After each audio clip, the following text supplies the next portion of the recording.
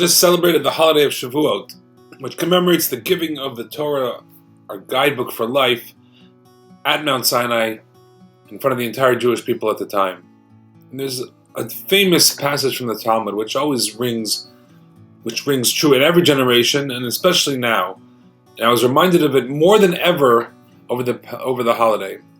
And that is that the Talmud says that the mountain Sinai, in the English transliteration, is the Hebrew word is Har Sinai, the Mount Sinai, Har Sinai. And the Talmud says, why is it called that? A few reasons, but one of the reasons, which is a striking and really prescient reason, is that because once the Torah was given to the Jewish people, Sin'ah, the Hebrew word for hatred, Sin'ah, which is etymologically related to Sinai, for most of the same letters, descended to the world. In other words, once the Jewish people received this gift from God called Torah, and were charged with educating and illuminating the way for all of mankind, not just for the Jewish people, for all time, they took upon themselves a serious responsibility and a serious charge. Whenever someone takes responsibility and puts themselves on this pedestal of responsibility and education and instruction, there's bound to be haters and people who are jealous and people who want to knock down, the top kid in the class, so to speak. And so hatred automatically flows from us receiving this gift. This, of course, explains the rise of anti-Semitism in all generations.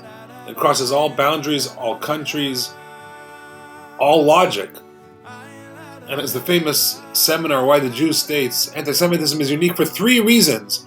Number 1, its intensity. No nation, no race has been hated as intensely as the Jews. The Nazis created an entire system, the fastest way to exterminate Jews. Zyklon B was the gas that the Nazis specifically invented to kill Jews. The intensity of the hatred is unparalleled. Number 2, its longevity. It's the longest hatred by far. And number 3, its irrationality. When we're rich, then we're accused of being capitalists. When we're poor, we're accused of being bloodsuckers. We're accused of having no state, and we have a state. Right? It's been completely contradictory for thousands of years. And really, anti-Semitism is either something that you can choose to ignore, or you can choose to just learn to live with it.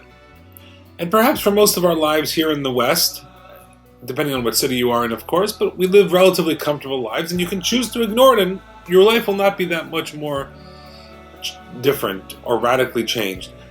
But I really think, and I've been thinking a lot about this based on conversations with members of the Shul who are involved in this fight, and especially what's going on now with the with the Toronto District School Board and the decisions they are making to allow the APR, the anti-Palestinian racism policies, to take effect, which really poses great danger to Jewish expression and freedom of speech.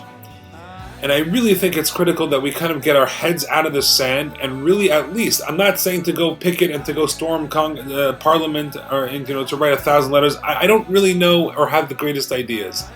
But at the very least, we must get a little bit more educated. To that end, there's many wonderful organizations. The one that I've been really impressed with is JEFA, J-E-F-A, Jewish Educators and Families Associated of Canada, which does an amazing job rallying the troops, sending out very clear emails explaining what's going on, and they've really mobilized the forces in a very responsible, a very impressive way. But there's other resources, but at least we all must get a little bit educated, because what is proposed now in the public school system is really the first insidious step of a radical philosophy that, if introduced and allowed in the public school system, will just take off like wildfire and really endanger Jewish people everywhere. Not only just our Jewish students in public schools currently.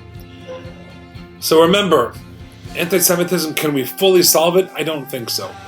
Do we have an obligation to combat it in our own humble way? Yes. Minimally, do we all have an obligation to be somewhat educated, minimally educated on what's going on now, especially now more than ever, especially now in Ontario?